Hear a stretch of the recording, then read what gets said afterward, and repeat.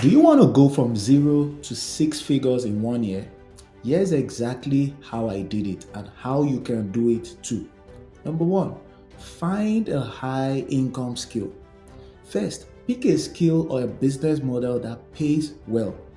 For example, think sales, think consulting. For me, I chose sales in insurance product because you have to have a product to sell, right? So I chose the insurance sales because it has unlimited potentials in commissions.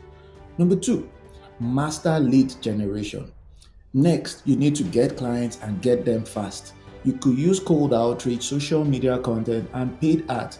But what matters is consistency. So I focused on organic attraction and referrals.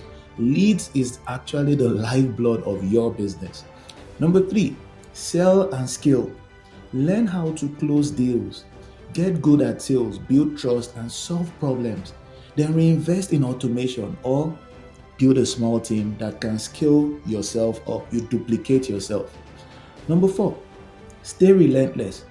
Six figures in 1 year isn't magic, it's a formula. Just show up daily, track your progress, and never stop improving. If you want to learn step by step process, drop business in the comment section or DM me the word business and I'll send you a free guide.